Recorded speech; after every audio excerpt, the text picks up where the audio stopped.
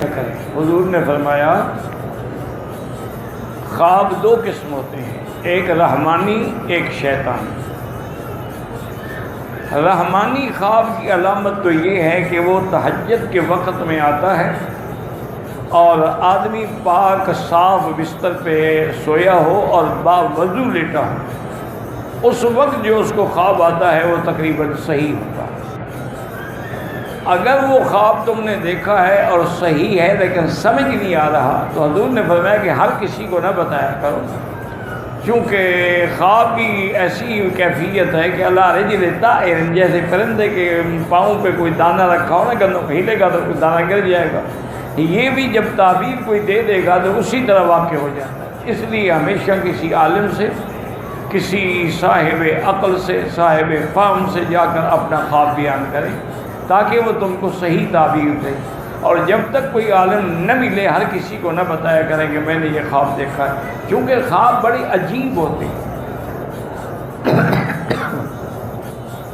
ایک دفعہ ہارون الرشید بادشاہ کی جو بیوی تھی نا، زبیدہ بیوی، بڑی اللہ والی عورت تھی اور بڑی نیک صالح تھی، جس نے یہ مکے والوں کے پانی کا انتظام کیا اور عین زبیدہ آج تک وہ قائم ہے۔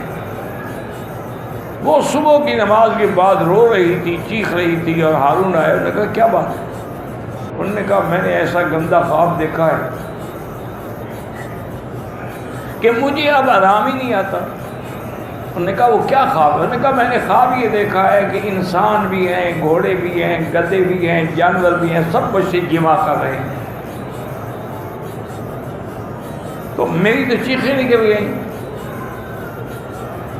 ہارون نے فرمایا گھبرانے کی بات نہیں، کوئی حقیقت تو نہیں ہے نا، ایک خواب ہی ہے نا۔ میں ابھی امام ابو یوسف اس وقت وہاں کے قاضی القضات تھے، سب سے بڑے قاضی جو تھے بغداد کے وہ تھے، ان کو بلایا اور ان سے بی بی زبیدہ نے اپنا خواب پیش کیا، تو اس نے کہا بی بی تمہیں مبارک ہو، یہ تو بڑا اچھا خواب ہے۔ انہوں نے کہا عجیب بات ہے امام صاحب، کیسے اچھا خواب؟ انہوں نے کہا بھی جمع کر کے آدمی کو فائدہ ہوتا ہے نا، لذت ہوتی ہے، فائدہ اٹھاتا ہے نا۔ مطلب یہ ہے کہ تم کوئی ایسا کام کرو گی جس کا انسان تو انسان، جانوروں کو بھی فائدہ ہوگا۔ تو اللہ نے ان سے پھر یہ کام لیا، عین زبیدہ اس نے بنائی جس سے ساری دنیا پانی پی۔ پہلے مکے کا اور پانی کوئی نہیں تھا، انسانوں کے لیے بھی اور جانوروں۔ تو خواب بڑے عجیب ہوتے ہیں، اس لیے اس کی ہر بندہ تعبیر نہیں دے سکتا۔ کبھی جو دیکھا جاتا ہے اس کا الٹ ہوتا ہے۔ اب دیکھیں نبی کا خواب تو وحی ہے نا، لیکن حضرت ابراہیم نے دیکھا کہ انی اذبحک کا، لیکن وہ ذبح نہیں ہوئے۔ تو اس طرح یہ بڑے عجیب، اور اس فن میں حضرت محمد ابن سیرین رحمۃ اللہ علیہ بھی بہت بڑے مؤثر تھے۔ انہوں نے کتاب تعبیر الرؤیا بھی لکھی ہے، اب بھی ملتی ہے۔ ایک آدمی نے آ کے پوچھا ان سے خواب کہ حضرت میں نے دیکھا ہے کہ میری چارپائی کے نیچے اتنا بڑا لگن ہے اور اس میں انگارے جل رہے ہیں، دہک رہے ہیں، اور میں تمہیں کوئی بہت بڑی دولت ملے گی، جاؤ چلائیے۔ کچھ عرصے کے بعد پھر ایک آدمی آیا، اس نے کہا حضرت میں نے بھی خواب دیکھا ہے کہ میری چارپائی کے نیچے اتنا بڑا لگن ہے، اس میں انگارے دہک رہے ہیں، فرمایا اس کا مطلب ہے تمہارے گھر کو آگ لگ گئی۔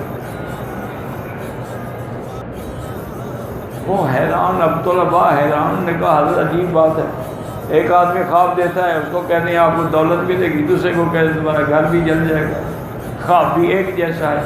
انہوں نے فرمایا جس نے پہلا خواب بتایا تھا وہ سردیوں کا زمانہ تھا، تو اس وقت تو آگ نعمت ہوتی ہے نا، ہر کوئی اس کے نفع اٹھانا چاہتا ہے۔ اس نے جب خواب دیکھا تو گرمی کا زمانہ، گرمی میں تو انگارے ہوں تو عذاب ہے، اس لیے میں نے اوقات کے مطابق تعبیر کی، اور وہی ہوا جو انہوں نے کہا تھا۔ تو اس لیے میری بیٹی ایسی باتیں نہ کیا کریں، اور حضور نے جو فرمایا ہے اس پہ عمل کریں۔ آپ نے فرمایا کہ اگر کوئی برا خواب دیکھو اور تمہاری آنکھ کھل جائے 3 دفعہ لا حول ولا قوت الا باللہ العلی العظیم بھی پڑھی اور بائیں طرف تھوک دے، اور پھر کروٹ بدل کے سو جائے اور